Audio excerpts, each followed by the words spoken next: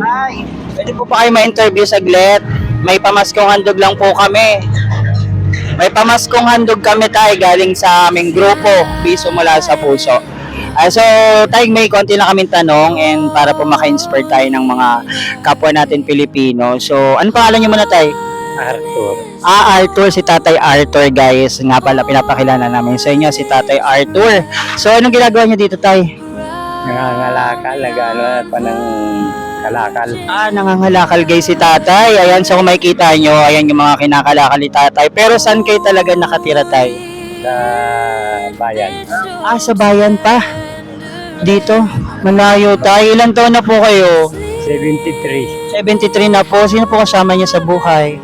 Diba? Misis ko, tapos tatlong anak, tatlong apo ko. Tatlong apo niyo po. Nasaan po sila ngayon? Nandun sa bahay. Sa bahay. Nasa bahay din po.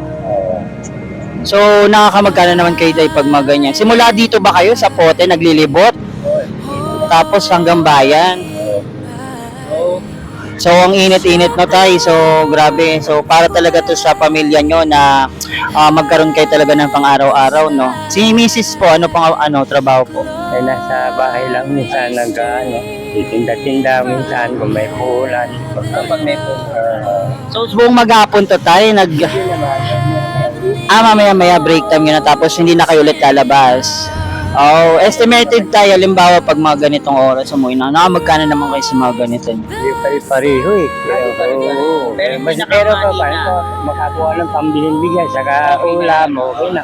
Yun nga talaga tayo na mahalaga, may makakain po talaga tayo sa pang-araw-araw. Pantawid natin sa pang-araw-araw. So tayo, mula kami sa Piso Mula sa Puso, grupo po namin.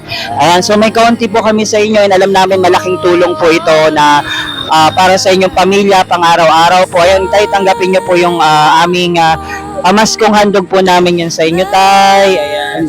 Sana po makatulong sa family nyo po, tay, at mauwi nyo po yan sa inyo. And ingat po kayo, tay.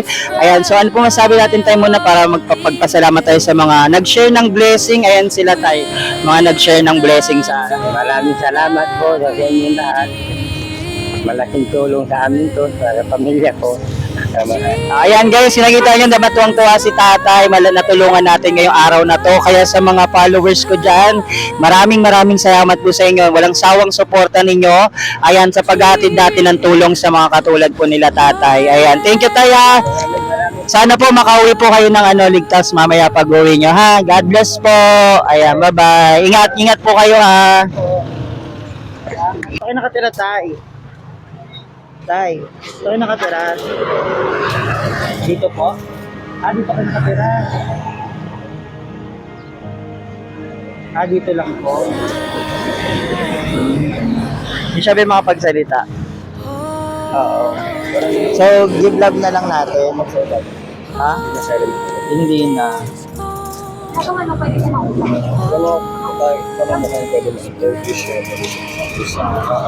Tay, hindi na. Bingi. Hindi siya nakakarinig, guys. Ayan. Pero dito lang kaya na. Dito lang po kayo. Pero may asawa po kayo. Meron po. Mga anak po, meron. Doon po bahay nyo? Hindi po kayo uwi ngayon? Mamaya pa. Mainit, oh. So ayun guys, hindi makapagsalita si Tatay po. Bali po, hindi siya makarinig tapos hindi rin siya makapagsalita. So nabutan lang natin si Tatay nakaupo po dito and meron pa naman daw siyang inuuwian. So doon po siya umuwi. So Tay, meron po kami sa iyong handog. Kaya po ba natin itong buhatin? Ayan, pamaskong handog po natin guys. Tay, para sa mga katulad niyo pong senior citizen. Ayan.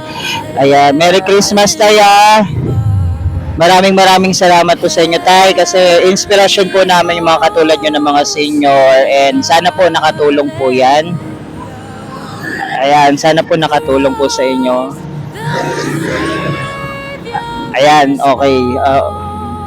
Okay, sige. Tay, Merry Christmas po Ayan, so ingat po kayo sa pag-uwi po ninyo, ha. Maraming salamat po. Thank you. God bless. Ingatan nyo yan Tay, ha. Ayan. Ingat po kayo ha pag uwi. Okay, thank you po. Bye-bye. Ingat po.